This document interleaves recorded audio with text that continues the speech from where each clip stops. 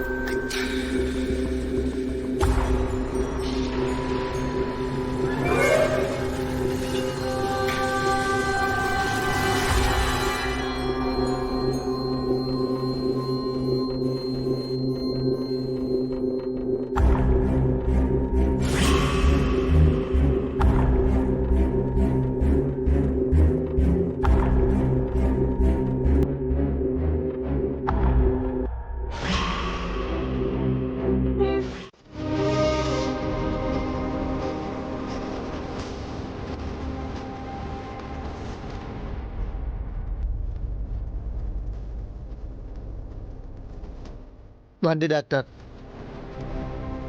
రండి డాక్టర్, ఆయనకి ఏమైందో త్వరగా చూడండి.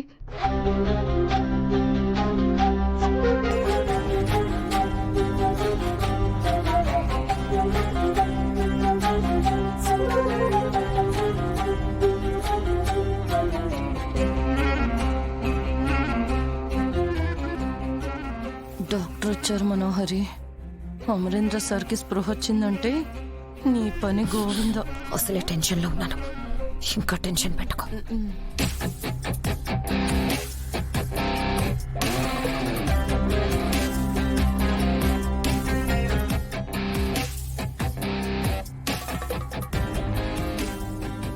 డాక్టర్, ఆయనకేం కాలేదు కదా డాక్టర్? డోంట్ వరీ అమ్మా, హీఈస్ ఆల్ రైట్. డాడ్కి ఎప్పుడు స్ప్రో వస్తుంది డాక్టర్? సార్ గురించి మాకు చాలా భయంగా ఉంది అంకుల్.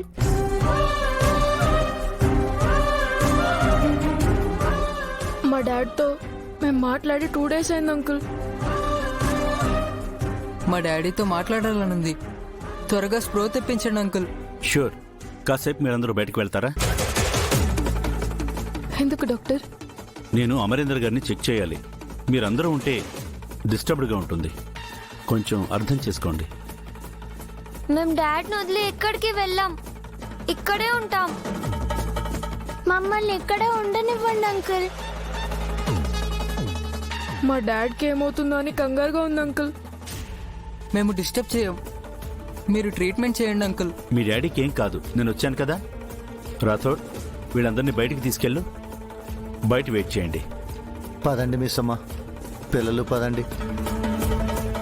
ఆయన జాగ్రత్త డాక్టర్. It's okay madam.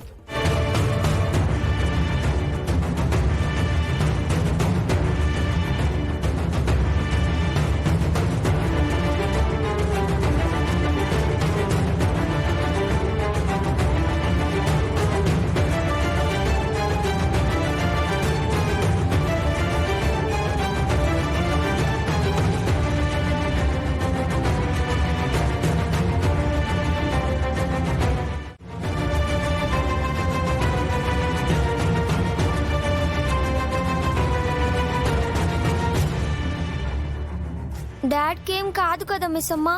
ఏం కాదంజు, సర్జరీ సక్సెస్ అయింది కదా. మరెందుకమ్మా సార్ మళ్ళీ కళ్ళు తిరిగి పడిపోయారు? డాక్టర్ గారు వచ్చారు కదా, సార్కి ఏం కాదు. డాడ్కి స్పృహ వస్తుంది కదా మిస్ అమ్మా?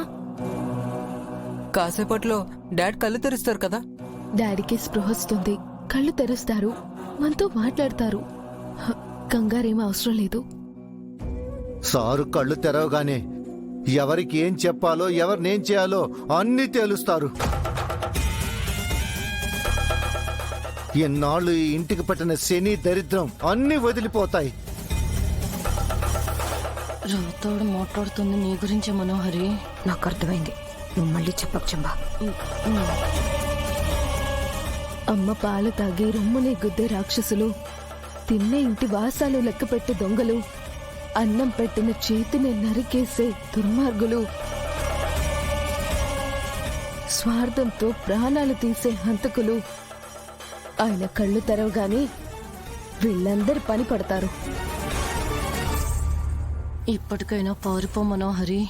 సార్ కళ్ళు తెరిచారంటే వాళ్ళు అన్నంత పని అవుతుంది.